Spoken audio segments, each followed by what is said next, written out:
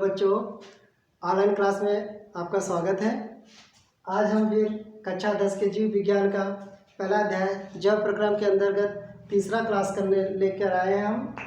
तो हम पिछले वीडियो में हमने आपको पोषण और पोषण के प्रकार यानी कि स्वपोषी पोषण और विषमपोषी पोषण के बारे में बात कर रहे थे, जिसमें हमने आपको स्वपोषी पोषण के बारे में बता दिया है। स्वपोषी पोषण कैसे होता है, किसमें होता है। आज हम अगले टॉपिक यानी कि विषमपोषी पोषण पर बात करेंगे।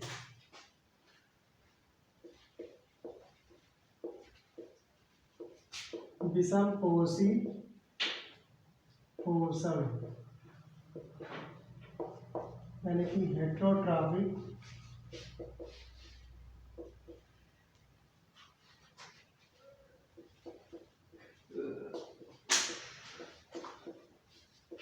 न्यूट्रिशन।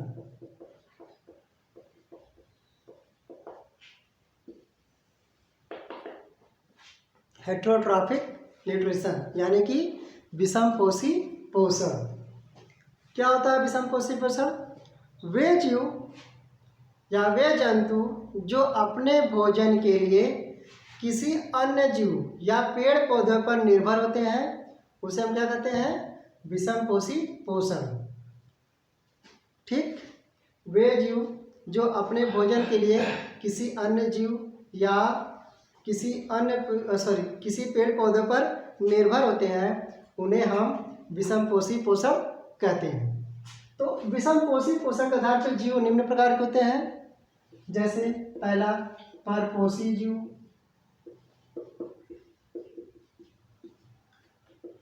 दूसरा परजीवी,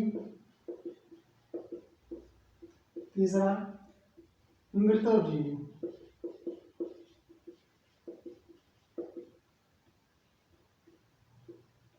मृतोपजीवी। ठीक, परपोषी जीव कौन से होते हैं? वे जीव जो अपने भोजन के लिए किस दूसरे जीव या पेड़ पौधों पर निर्भर होते हैं, उसे हम परपोषी जीव कहते हैं, जंतु कहते हैं। जैसे मनुष्य, गाय, कुत्ता, बिल्ली आदि सब क्या होते हैं? परपोषी होते हैं। ठीक, वे जीव जो अपने भोजन के लिए किसी अन्य जीव या पेड़ पौधे पर निर्भर होते हैं, उसे हम परपोषी जीव कहते हैं। दूसरा है परजीवी जीव। वे जीव जो अपने भोजन के लिए दूसरे जीवों पर रहते हैं और उन्हें हानि भी पहुंचाते हैं। वे जीव जो अपने भोजन के लिए दूसरे जीवों पर निर्भर करते हैं और उन्हें हानि भी पहुंचाते हैं, ठीक, उन्हें हम क्या कहते हैं? परजीवी कहते हैं। जैसे फीताक्रीम,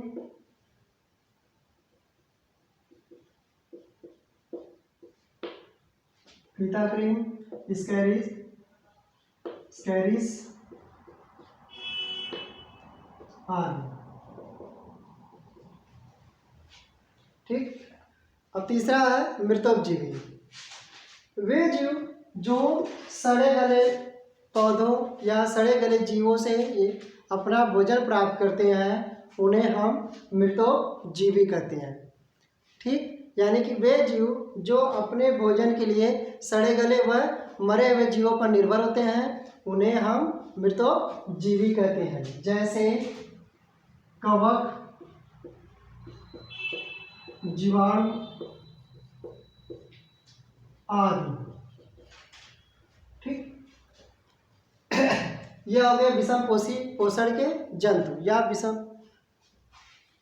अगला टॉपिक है हमारा विषमपोषी पोषण के या जंतुओं में पोषण के 5 चरण होते हैं। जंतुओं में पोषण के 5 चरण होते हैं।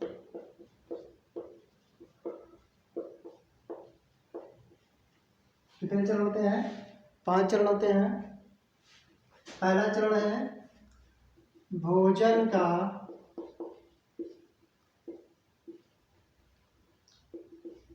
भोजन का अंतर्ग्रहण, दूसरा पाचन, तीसरा अवशोषण, चौथा स्वांगीकरण, पांचवा वैक्षेपण।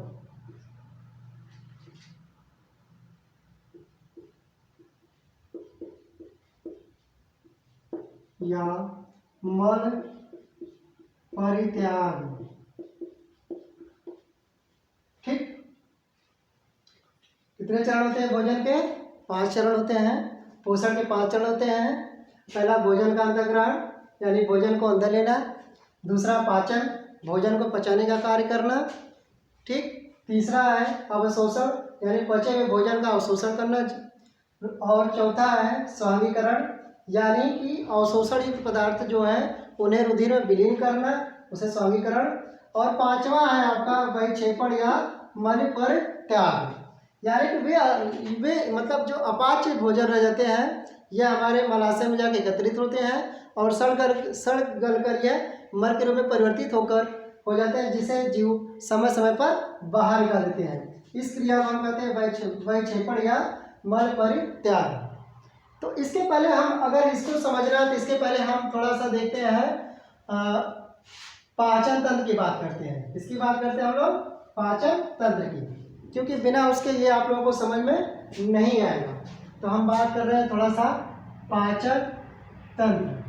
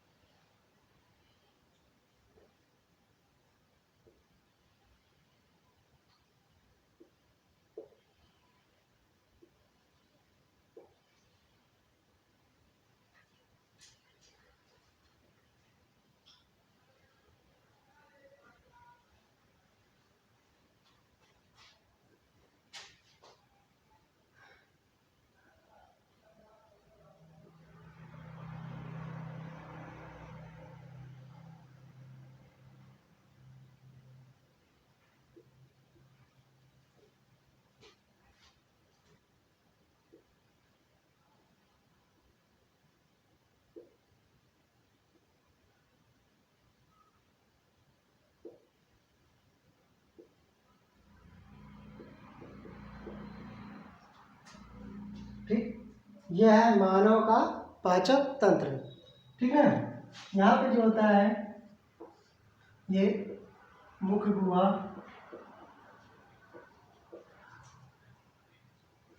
ग्रासनली,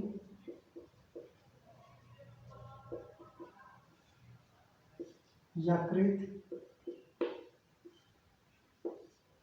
पित्ताशय,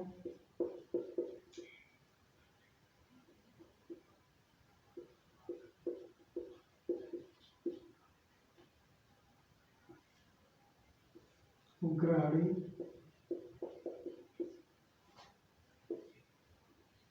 बड़ी आंत,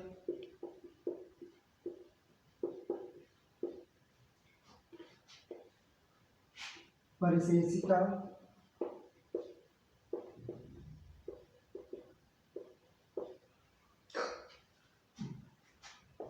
अमाशय,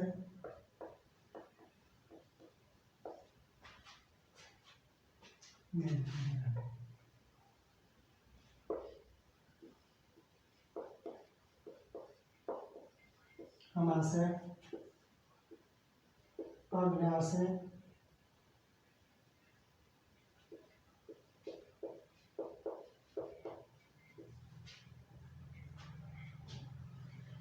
मध्यांतर,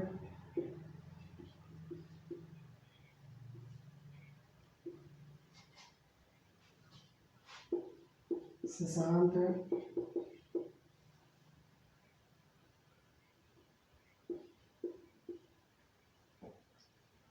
ठीक।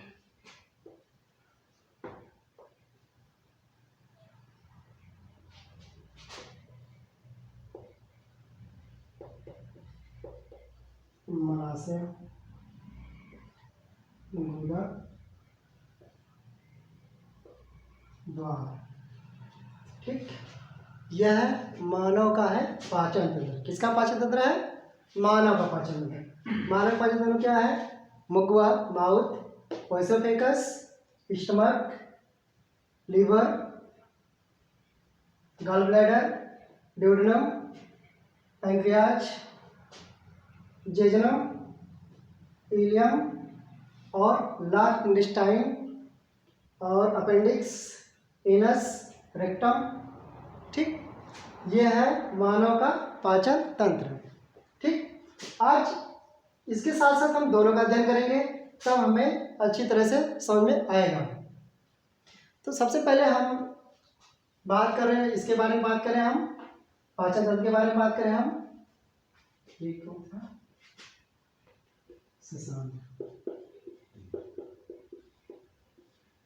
ठीक।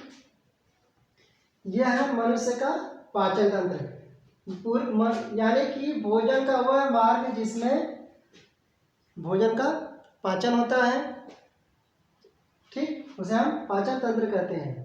यानी कि भोजन के संपूर्ण मार्ग को हम क्या कहते हैं? पाचन तंत्र कहते हैं। भोजन के संपूर्ण मार्ग को हम पाचन तंत्र कहते हैं, या आहार नाल कहते हैं, एलिमेंट्री कैनाल कहते हैं, डाइजेस्टिव सिस्टम कहते हैं। तो यहाँ भी मुख गुहा से लेकर गुदा द्वार तक इसकी पूरी लंबाई होती है लगभग, पाचन तंत्र की लंबाई लगभग 10 मीटर होती है। कितनी होती है बच्चों? लगभग 10 मीटर होती है, जो निम्न भागों में बटा हुआ है। सबसे पहले बात करते हैं हम मुख गुहा,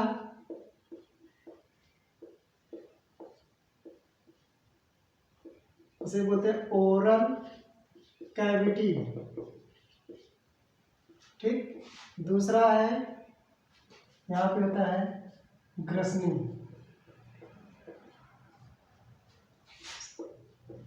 ग्रसनी से बोलते हैं फेरिंग्स,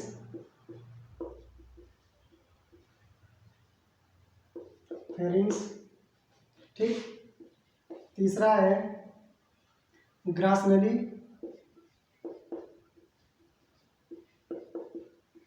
कहते हैं ओइसोफेगस। चौथा आमाशय, कहते हैं स्टमक,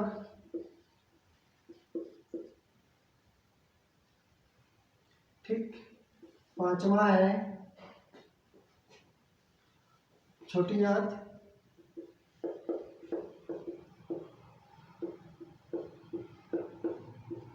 कहते हैं स्मॉल इंटेस्टाइन, ठीक। छठवां है बड़ी आंत, जिसे बोलते हैं लार्ज इंटेस्टाइन।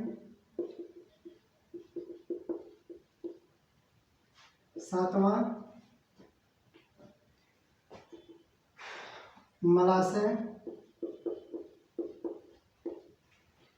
आठवां गुदा द्वार,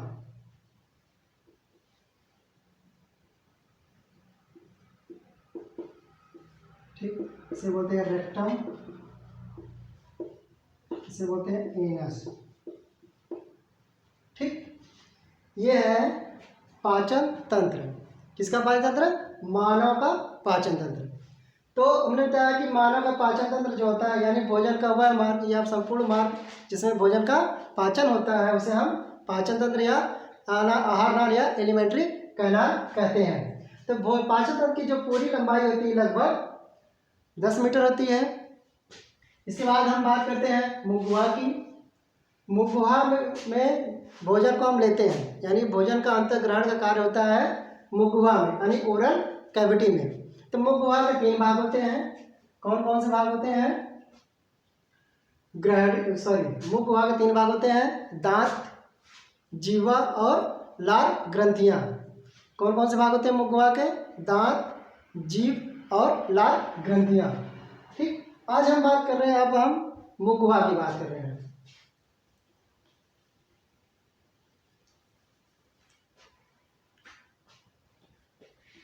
यानी कि ओरल कैविटी यानी कि हम पूरे मुंह के जिसमें हम भोजन को लेते हैं उसे हम मुख गुहा कहते हैं या ओरल कैविटी कहते हैं। इसके 3 भाग होते हैं। पहली होती है लार ग्रंथियां, दूसरा दांत,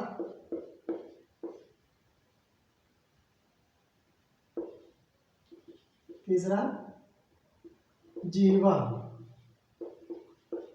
ठीक, इसे बोलते हैं सैलिवरी ग्लैंड,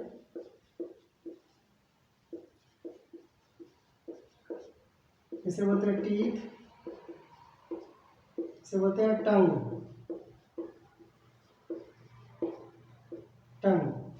ठीक, लार ग्रंथियां, दांत और टंग।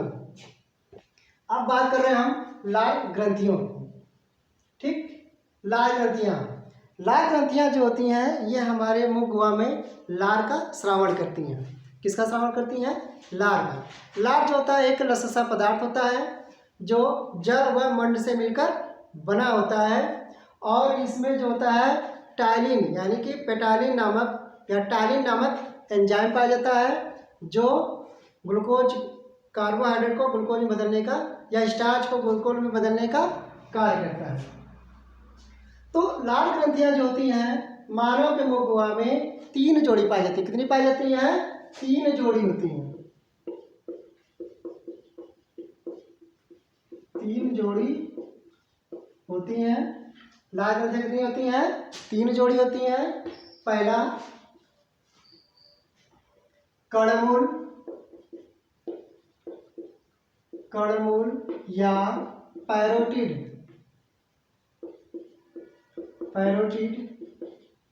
लार ग्रंथियां। ठीक, दूसरा अधोहनु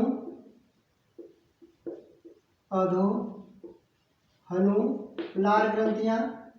तीसरा अधोजीवा, अधोहनु लिखे हैं, अधोजीवा लार ग्रंथियां। ठीक, कितनी जोड़ी होती हैं? 3 जोड़ी होती हैं। कणमूल या पैरोटिड लार ग्रंथियां, अधोहनु लार ग्रंथियां और तीसरा है अधोजीवा लार ग्रंथियां। तो जो कणमूल या पैरोटिड लार ग्रंथियां होती हैं ये हमारे कर्णपल्लव के ठीक नीचे कपोलों में स्थित होती है। कहाँ होती है? दोनों कर्णपल्लव के ठीक नीचे कपोलों में स्थित होती हैं और ये जो होती हैं स्टेनसन्स नलिका द्वारा मुख गुहा में खुलती हैं। किसके द्वारा? स्टेनसन्स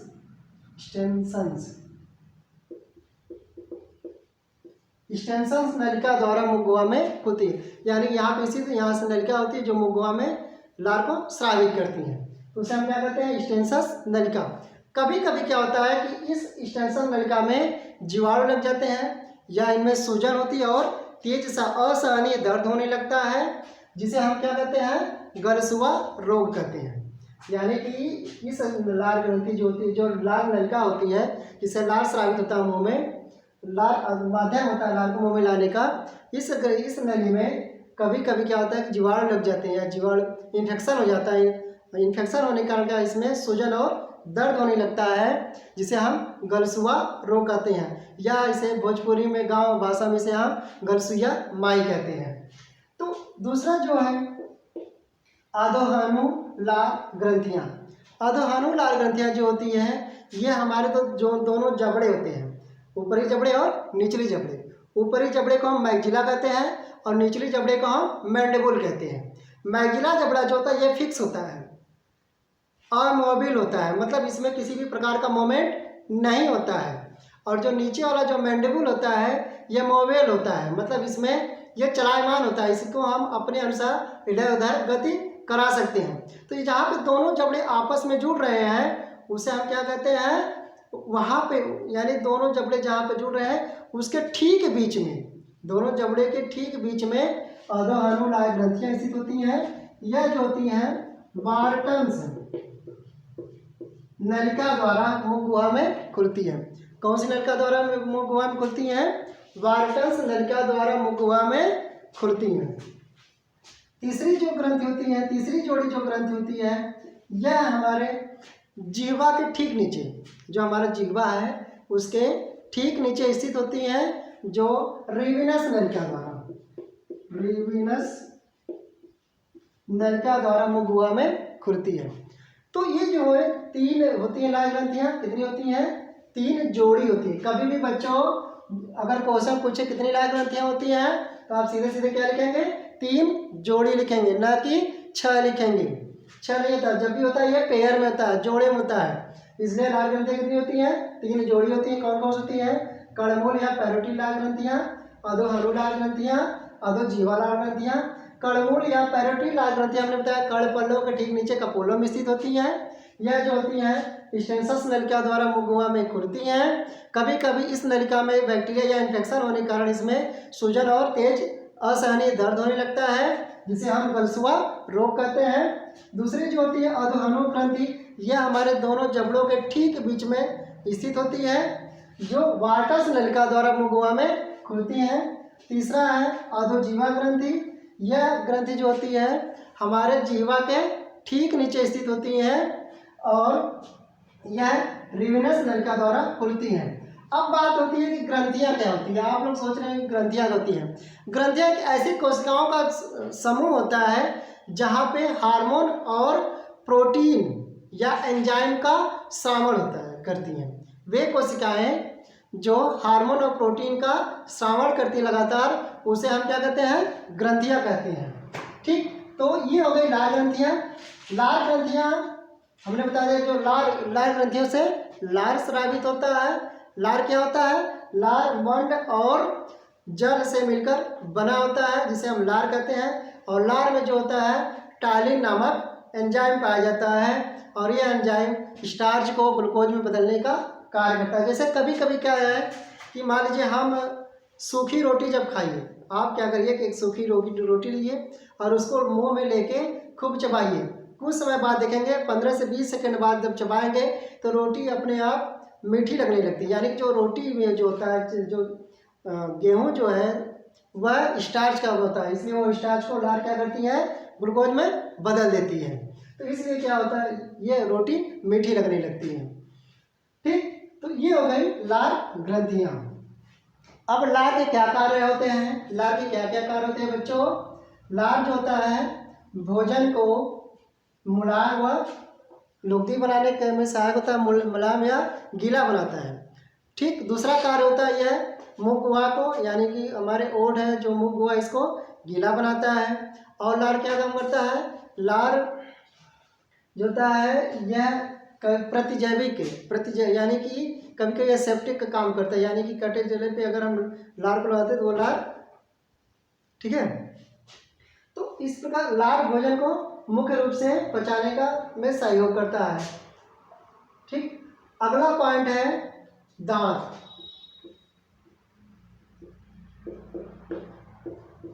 यानी कि टीथ। ठीक, टीथ, दांत। ठीक, दांत क्या होते हैं? दांत गर्तदंती, द्विवारदंती, विषम दंती, गर्त दंती, द्विबार दंती, विषम दंती। गर्त मीन्स क्या होता है? गड्ढा। दंती मीन्स होता है दांत, यानी कि जो हमारे दांत होते हैं, मसूड़ों के जो गड्ढे होते हैं, जो जबड़े होते हैं, जबड़े के मसूड़े के जो गड्ढे होते हैं, उन गड्ढों में धंसे होते हैं, यानी स्थित होते हैं। इसलिए दांत को क्या कहते हैं? हम गर्त दंती कहते हैं।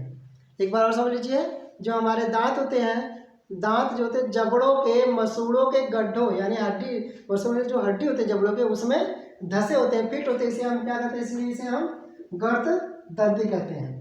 द्विबार दंती, देखिए मानव जीवन काल में, यानी मानव के जीवन काल में दांत 2 बार निकलते हैं। कितनी बार निकलते हैं? 2 बार निकलते हैं। एक जो होता है पहली, जो शिशु अवस्था में निकलता है, जिसे हम अस्थायी दांत कहते हैं, अस्थायी दांत, या हम इसे टेम्पोररी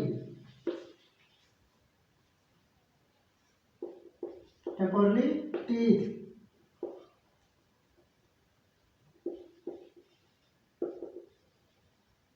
ठीक, यानी कि अस्थायी दांत। यह शिशु अवस्था में निकलता है, यह दांत शुरू में निकलता है, फिर टूट जाते हैं। फिर इसके बाद दूसरी बार जो दांत निकलते हैं वह अस्थायी निकलते हैं, यानी हम इसे परमानेंट टीथ कहते हैं, परमानेंट टीथ कहते हैं, परमानेंट टीथ कहते हैं। यह जीवन पर्यंत बने रहते हैं। अगर ये दांत टूट जाते हैं तो इसके बाद दांत नहीं निकलते हैं, इसके बाद हमें आर्टिफिशियल यानी कृत्रिम दांत लगवाने पड़ते हैं। तो दांत जो होते हैं द्विबार दंती, यानी कि मानव जीवन काल में दांत 2 बार निकलते हैं। पहली बार शिशु अवस्था में अस्थायी दांत या छीड़ दांत या दूध के दांत निकलते हैं, जो धीरे धीरे टूटते रहते हैं, और टूटने के बाद जो दांत निकलते हैं उसे हम अस्थायी दांत निकलते हैं, जो जीवन पर्यंत हमारे साथ बने रहते हैं। तीसरा टॉपिक है इसमें आपका विषम दंती, यानी कि दांतों की संरचना और कार्यों के आधार पर दांत 4 प्रकार के होते हैं। विषम दंती मतलब दांतों की संरचना और कार्य के आधार पर दांत कितने प्रकार के होते हैं? 4 प्रकार के होते हैं। नंबर 1 कृंतक, 2 रजनक, 3 अग्रचर्वणक, चर्वणक, 4 चर्वणक, ठीक, इसे बोलते हैं इंसाइजर,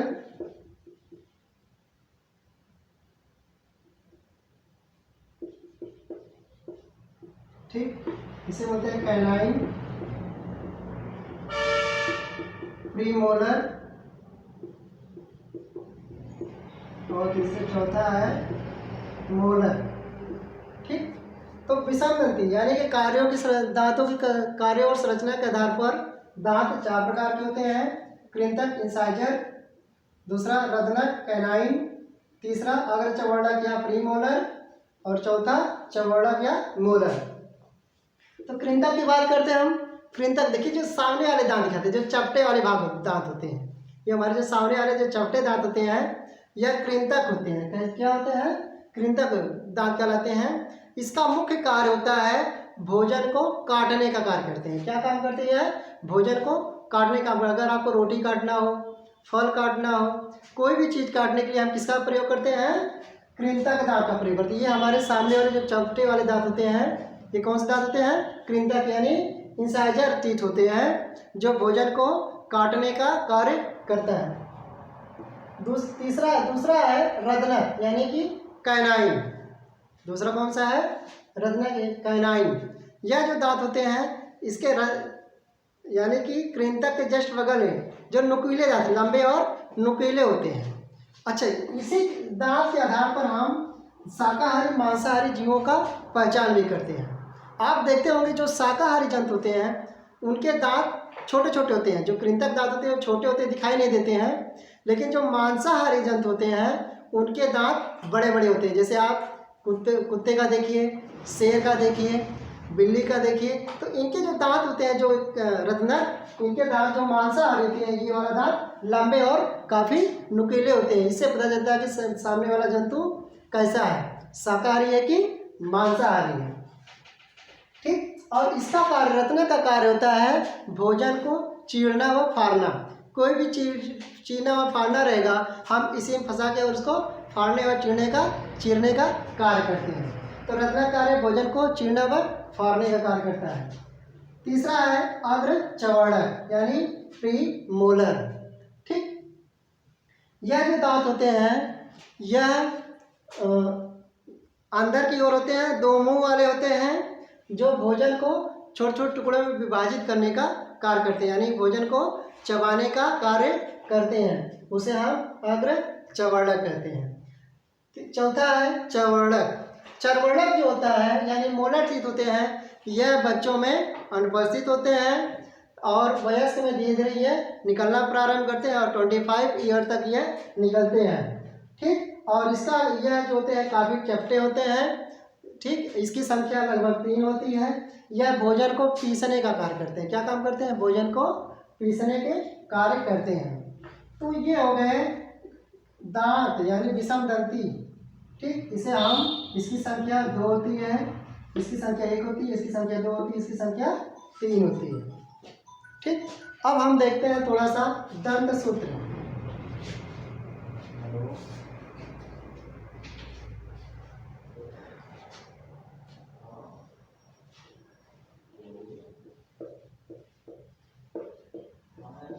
इसे बोलते हैं तीठ और मूला।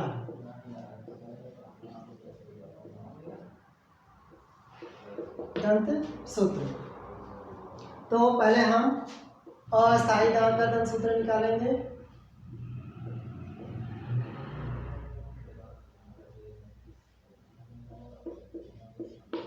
ठीक। इसमें जो होते हैं इंसाइजर कितना होता है? 2। प्रीमोलर क्या होता है? कैनाइन 1। हम यहाँ पे लिख सकते हैं 2.2, 1/1 कैनाइन, PM 2/2 और P 0.0। हमने कहा अस्थायी दांत में यानी बच्चों में क्या होते हैं? अनुपस्थित होते हैं।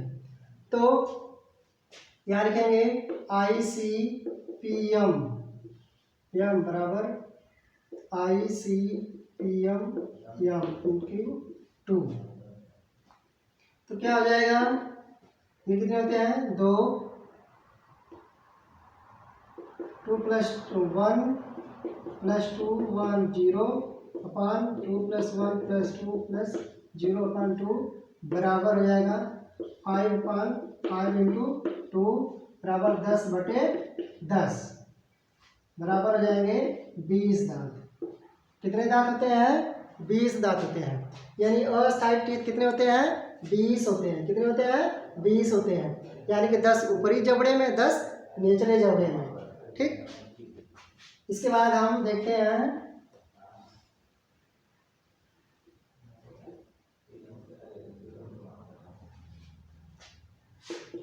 इसमें क्या होते हैं? 2/2, 1/1, 2/2 और 3/3 यानी मोलर 3/3 होते हैं। टोटल हम 2 1 2 1 3 2 1 + 3 × 2 बराबर हो जाएंगे 8/8 × 2 16/16 बराबर 32 टीथ। यानी कि वयस्क में कितने दांत होते हैं? 32 होते हैं। यानी अस्थायी दांत कितना होता है? अस्थायी दांत कितने होते हैं? अस्थायी दांत कितने होते हैं? 32 होते हैं। तो आज के लिए हम इतना ही। अगले दिन हम कल इसमें स्टार्ट करें मुंह गुहा में जीवा के बारे में। कल अगले वीडियो में हम प्रोवाइड कर देंगे। तो इसको आप लोग समझने की कोशिश करिएगा। ठीक।